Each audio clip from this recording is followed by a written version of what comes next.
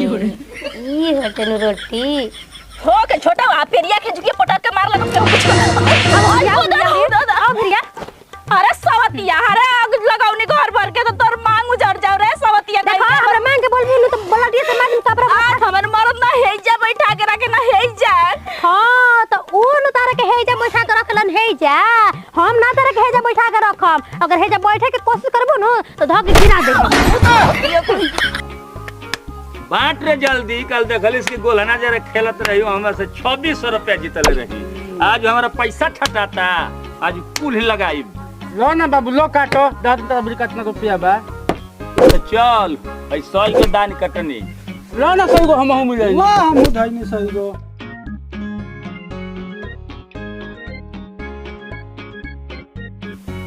बेटा हथियार भेटाइल बाब के हली बरियार भाग बुझाता जो हमारे साथ देता दिखाओ ते अपन रे तेहू रे बेटा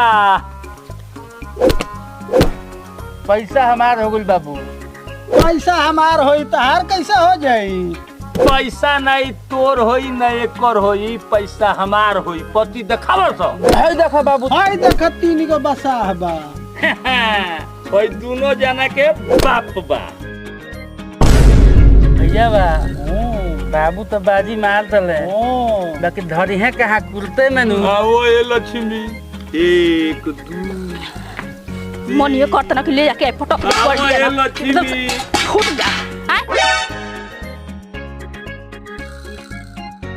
तुम तो हे लक्ष्मी के कहले नहीं है ई डाइनिया कहां से आ गइल हमर जतरा जी गाड़ी दादा सवेरे सवेरे निस्तनिया के ना मन ये करता ना कि धके आ छोटा खबर दैया बहिने बटवाई पति कर के दिन रात काम करने काट के दुश्मन अनाज के भाई बड़ा अपने तो अपने है बॉम्बे से लइका आइल बावे आ दिन रात टोपी पहन के कर एकदम ढंग तौर बिगाड़ देले बड़ा तू सुन ई तोर खेलतनी अपन खेलतनी ई तोरा बाप के ना हो आ यही खातिर लोग बहरी घूमते यही लक्ष्मी खातिर हम ये जे कमातनी तो तोरा का दिक्कत बा ए खबरदार के हमरा बाप पे पहुंचला समझला हां ये घर में नया पतो ही आई बेला शर्म बारे बुढ़ावा तोरा दिन रात है के लइका के लेके रहन बिगाड़ तोड़े तू हे दोगला के तो कोनो काम धाम नहीं खे मेहरारू बिया तो रोवन पिटन पड़ल बटे बीमार बिया है के बढ़ के ताश खेलत हवे हां ला शर्म घर के पी गइल बड़ा आज के बस हमरा दुआरी पर लग गइला ना तो राखी लगा के तोहर जीभ का बार ले समझला बेशरम बेहाया कहीं के लाज डर नहीं खे हमारी इज्जत नहीं खे कि ते आके इज्जत चोरा चोरा कैले बड़े ऐसन खींच के मारब लपड़नू कि के हली जाके अस्पताल में मिलबे आइल अरे बुढ़ाऊ तोहरो का इज्जत होला पैसा द अरे ई कोन तोर हो कि हम अरे अपन कमाइले बे पैसा दे दो ठीक बटे ना एक दुआ नहीं ना दे हट अरे अरे पैसा को पता नहीं कि अरे ना तो ना कहता नहीं कि हाथ उठा दे ना खा जा यार जवान होके के तवन हो तमाशा मत बना मारब चाहे मारब तोहरा के समझला पैसा दे अरे ये राक्षस कहां से आइल दिया अरे पैसा वाला ना देते ना समझला ए बाबू काहे के जाला कोले पड़लो ला इधर 100 रुपया दो गला कहि के तैला त 100 रुपया थमाओ थोड़ा हमरा के अपना मेहर के दी हो जाता नहीं दुकानी पे कोई दे बुढ़ाऊ से कि जाके पानी गोद दे भैंसी के तो बूढ़ी का मार ले सुन नाराज मत हो नया पतो ही आइल दिया जनले ओकरा के बढ़िया से राखे सीख राखे न तो तोरे प्रभाव पड़ जैसे घरवा में कोला हो जाई बच कर रही हो ठीक बटे ना हमार छोड़ जाके पानी घोतो ते मार दे के ढिमला जेबा बहिने ई तोर माई पहले ही से सोने होता रे हो चाचा चलो घरे बाबू बोले लान चोकर उठाए के चोकर के बोरा काहे तार डंडवा टूट गेल बा का चाचा की चाचा के सार है जब देखो तब सही बोलत रहलन चलो हां चलो चल घरे किस्मत फूट गइल कि ऐसन मर्द हमर बाप खोज दिया ना एगो रुपया हमरा हाथ में नहीं के होगे कुछ खाए पिए के मन कर देता ना तो जाके खरीद ली के बाजी ओ भौजी का नागिन ऐसन फनफनाता रू आ बताइए देवर जी ऐसन मर्द पहले बानी ना कि भोगतानी हम आपो तो एगो बटले ना बानी एजुकिया हमरा भिरी है कि मेहरारू के कतना सुविधा देले बानी एगो हमार मर्द दिन रात नतिया के बेटा ताश खेलल करता ए भौजी भैया के बारे में तो हम जानते बानी कोनो दुख बा पतो हेले बिया पतो मानतिया नु नया पतो है आइल बिया टंगरी में तेल लागता नु हां ये बबुआ जी माने के त मनते बिया लेकिन कहला पर कुछ कहबो करता नहीं तो चार गो आदमी बोले लगा था कि मर्दा के उल्टा सीधा बोलल करती है लेकिन वो तो अपना मन के न भइल बा ना हमार बात सुनता ना ठीक कहत रु चाची एगरी चाचा गुंडा हो गइल बरन ए साला चुप रहो ना। अब काम कर देखो सजावे के बाद। भौजाई वो बात छोड़ो। अब बात छोड़ी 2 किलो दाल दे और 1 किलो सरफ कर दी 1 किलो सरफ और का आ एगो चाय पत्ती के पैकेट। ठीक भाई टेंशन मत लो और कुछ दिक्कत होई तो हमरा से कही ह। वाह वाह बाबू भौजाई के बारे में मान जान करत भर तो तारे के माई लहत रे। हो गई जी। लो ई सामान हो गई। पैसा बताई कितना भाई? पैसा भइल 1575 रुपया। हो तनी सामान देनी है ले 100 रुपया। पहिलहू के बाकी बा भौजाई ऐसे ना होई 100 रुपया देखाव तारू। और कुल लिख ले लेके हम दे दे बाद में। लो हम का लिखी अपने हाथे लिख दो तू लिखेलू तो मिट गिरेला ना। हम का लिखी अगर पढ़ल रहती तो हेजुकिया रहती तोहरे लेखा दे और होइसने मरद चूल्ही में झोंक देती। ली जा तनी लेट होता हमरा। ए भौजी रुको तनी लो एगो लॉलीपॉप चबुलाई ह। बड़ी अगर नहीं है तो एगो लॉलीपॉप पे भौजी के भुलवाओ तनी। ठीके में कहल बा बाबू रस्सी जड़ जाई लेकिन लइठौ ना जाई। हट्टी में दम नइखे हम सकरी कम नइखे। ए बाबू अगर हमके इहे हाल रही नु तो कनी लेखा हमनियो के बने में समय ना लगी। ए लली अरे जालू कौन कौन गली। ए चाचा अरे कितना दूध देवेले हो? दूध? हाँ दूध हो। ये तोरा ई ना बुझला कि उ नर ह कि मादा? आ मादा दूध देले कि नर रे? यही से तोर दिमाग बाधा और में दोस्त तोर कोनो नहीं थे। हाँ और तोर बाप बानू ई जैसन बा वैसन तोर बुद्धि बा। आ जाके चाची से बोल क्या ले आवे के। जल्दी से झाड़ू लगा के ओकरी बाद गोरू के पानी पियाई। उ तो ताश खेले ओ में चाची भौजी के देखे के गोरे हो? तो का भइल बाबे? अरे उतन को ठीक बाई। अपना घर के देखला हो अपनी भौजाई के ओकरी बाद हमरा पतोई के देखिया ना। अरे जे देखी बोली ओकर अखिए फूटल होई बुझाता। ए जो करे का आइल बड़ा हो तू? अरे का हम कहीं रास्ता में जात रहनी चाचा कहलन कि तनी जा हमारे घरवा चाय के बोल दो चाय लेके आओ लोग। ए कनिया सुन तड़ू कनिया का हजी? अब देख अब दुआरे बुढ़ाऊ चाय मांगत न दे दो। ठीक बा। का है ये छछुंदर लेखा मुंह लेके हेंग ला तोरा घर में भौजाई है पतो ही नहीं की सका हो। कहल गुलबा कि अपना घर के पुआ निक ना लगेला दूसरा घर के पुआ त निक लागेला। मालूम छड़िए से कि मुंह में फाट जाई तोहार छछलोर बेहाया कहीं का।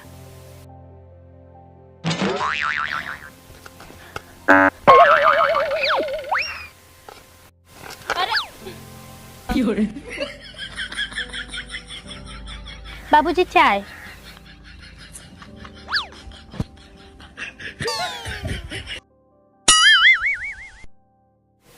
कर बिया ले दहेज ले पतो ही ऐसन हई सार जिद पे मरत रहन। हम कहत रहे जानल हो कि बियाह मत कर।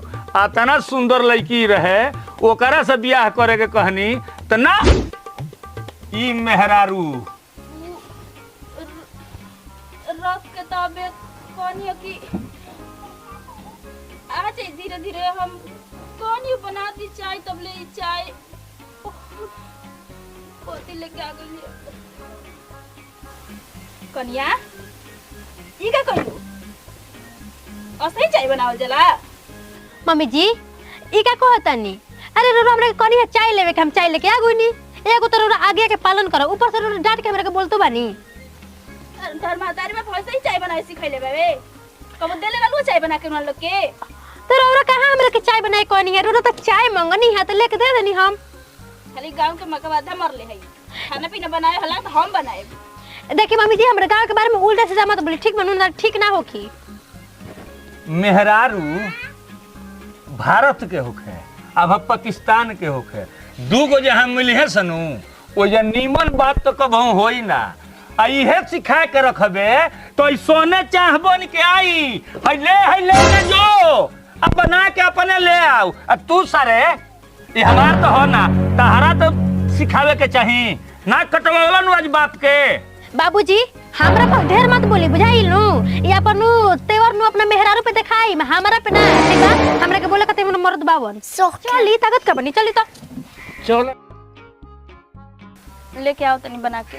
सुन हेनिया सुन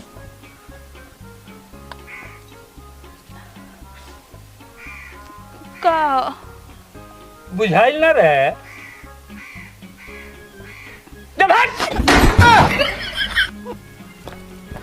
देख लेनी भैया तू हमारे कब चाह पिया दल हम जाते हैं धान था के बेरा भइल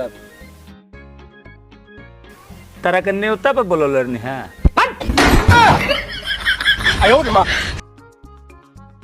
ना गोबर हो गइल बा ना एकदम सोच में डूबल रहतन कि कितना दिन में ई गोबर पथाई मन करता ना कि नंदी के अपना बोला लें कि 2 दिन में साफ हो जाई।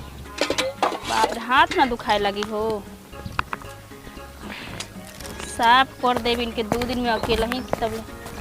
मम्मी जी ये क्या करदन जी ये का हो? है इंग्लैंड से आइल बड़ी तोर बाप भाई कुछ आके दिखाइले है कि ना दिखाइले हवे नयर में लागत कि लौकले ना गोबर है अबरी कुछ त न बड़ी जरूरत है।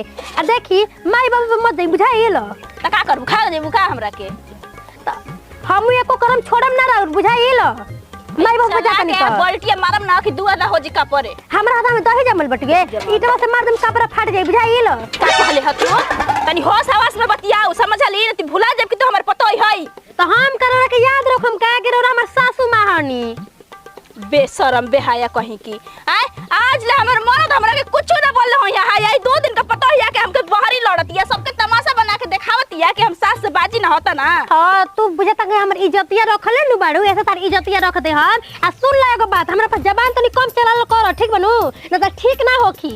हमर सास हाउ कि तस दब के रही ना तू हमर माई हो के तार से दब के रही हम हाय देखा हो हाय कतना है 2 दिन के पता है कि हुकुम चलावतिया हमरा पर आई बेटी पता है क्यों कर नहीं सरे कि सास के कितना अपना महतारी समझ जाने ली सब कर हम का कर लेबू बताओ ना का कर लेबू का कर लेबी कह दड़ी तू हो के छोटा आ पेरिया के जुके पटक के मार लग के कुछ आ भैया अरे सवतिया अरे आग लगाउनी घर भर के तो तोर मांग उजड़ जाऊ रे सवतिया देखा हमरा मांग के बोलबू न तो बोला दिए त मार कपड़ा फाट ले हमर मरद हमरा के कुछ ना कहलो ये तन से गलती कर दे प्यार से समझा दियो डटले ना होया हमर मरद ना हेजा बैठा के रखे ना हेजा। हां तो ऊ न तारा के हेजा बैठा के रखलन हेजा हम ना तारा के हेजा बैठा के रखम अगर हेजा बैठे के कोशिश करबो न तो धक गिरा देबो सोतिया कहीं के रे माया जी हमार एकर बाप भाई कुछ सिखाइले हो एकरा खातिर कतना हम झूठ अपना मरद ले गांव नगर ले कतना एकर चोरी छिपाईनी अपना मरद की नजर में हम गलती हो गईनी आज हमरा के हाथ अलग चला के दिखावतिया कहा जन हमर माई रोटी बनावे ले त कितना पानी डाले ले हमरा तो अंदाजो नहीं मिलत पहला दिन खाना बनाए पड़त बानी। हां त हमर सास न बड़ी नहीं का ना जात के रखते नु शुरू बार आइनी नु त एकदम मासूम के नु आई एथी दिखा देनी हो तो गोई लाटा तो सना गोइल अब रोटी बनावे जातानी आज नीमन से रोटी बनाई। हां ना हमरा का समझत रह जा हे भगवान जी सही में खाना बनाए में तूल बटुए पर तूल बता का हटुए शादी भइल बता खाना तो बनाइबे न करम ऐसे भी बुढ़िया के बोली कुछ जते हो जाता बटे कि ना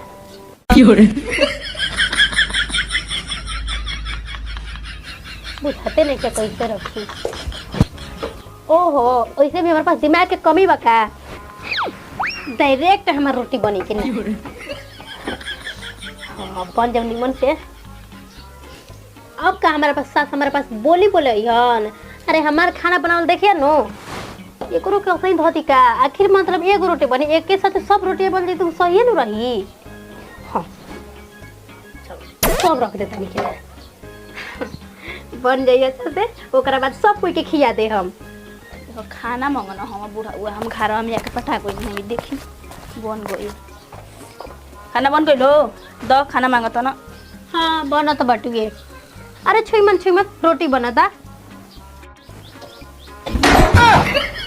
ये तो रोटी बनता रे ये तो रोटी बनता रे हाई चूल्हा में आग जलत हवे तनको हम बढ़िया घर के लगे नहीं बुझाइल आग लगा के काम ना करीला घर में आग लगावेली चूल्हे में आग ना लगावेली खाली बाप महतारी तो हर लड़े के हमरा से सिखैले कि जे तो सास से लड़ी है और कुछ ना सिखैले हवे कितना बजे तक खाना बनावत रहनी है रोटी बनावत रहनी है पता ना सब आटा खराब कर देनी रौरा आज लेना तो हर बच्ची हम बहुत कुछ छिपा लिए यही बेरा बुढ़ाओ के दिखावत नहीं यही बेरा तोर पोल खोलत नहीं हम सब की सामने अरे रोटियां तो बन जाई दी बुढ़िया खाली दिन भर काम काम को बोल जैसे करत रहे लेकिन ना अरे हमार रोटी मोना मोना गइल। बाबूजी के हम अपना यही खातिर लेल बनी बड़का बाबू कि जुआ उआ जौन खेलत रहनु इ सब बंद करब। हमारा के सिखावे के तारा बाप के औकात ना भई आ तू चल खड़ा हट। ए भैया लइकवा गलती नहीं है कहत, शिकायत होता अब अहू से चेत उम्र दोसर आइल तार, अब जुआ छोड़। आज तकले हम अपन घर चलावनी यही जुआ खेल के आ तहरा सिखावला से हम सीखब हो। कहल बानू जोर जर जाई बाकी ओकर ऐठन ना जाई तो तहार हमार बढ़ंती देख के निमन नहीं खेल लागत। एह से तू हमरा के समझावे आइल बाड़ो। एकदम से ना मन में उजा गइल बाबे, हम घर में रहल दुसुआर भइल बाबे। ये मन करता कि एक चुरुआ पानी में डूब के मर जाई हम जाके। ए बाबू चल चल इधर से चल, हमनी के बस के बात नहीं चल हमनी के बस के बात नहीं खे लोग के। हमनी के बेइज्जती हो जल्दी चल इधर ले। का ताकतारी एकदम बेहया हो गइल बड़े का, तोरा ई ना बुझालै का ले के धइले बड़े। खात और पतोहिया परोस के देले बिया, कम जीव बिया के रखले बिया ऊ। पतोहिया के ले में तोरे हाथ हो, अब तोरे बिगाड़ला में हाथ तोरा सिखावे के चाही। और सहू सुन 40 जब पार को जाला नु मर्द मेहरारू तो ओकर केहू होला ना। आओ हेने बैठ, क्रोध मत कर। अब मतलब गलती कर देल बानी हम ना। बहुत बड़ गलती, बेटा ना सुनी पतोह ना सुनी, अपने एक दूसरा के हमनी के ना जानब जा तो इहे हाल होई। अब देखो खाए के टाइम भइल तो है लिवरी घोरवावल ते ले देले, जो ले जाके अपना से बना हुआ हमरा के खियाऊ जो जो। मतलब जिंदगी भर अब हम ही बनाई तो तू ही हमर कटोरी हो तो के हमरा के बनाई जान जा। जौने खातिर नलका बनी उहे मिलल बखारा, लेके आवो तनी बना के। भैया हो हम तो वही अतने झेलनी है, अरावा सब अगर जांच परख के अपन परिवार ना रखब आ ना देखब या ना देख सुन के बियाह करब तो इहे हाल होई जौन हमारा जरे भइल है। तोरावा सबसे निहोरा बा कि जौवन चीज भी करी पहले बढ़िया से जांची परखी तो परिवार खुशहाल रही आ जिंदगी खुशहाल रही। अभी तक खातिर इतना ही। जय हिंद।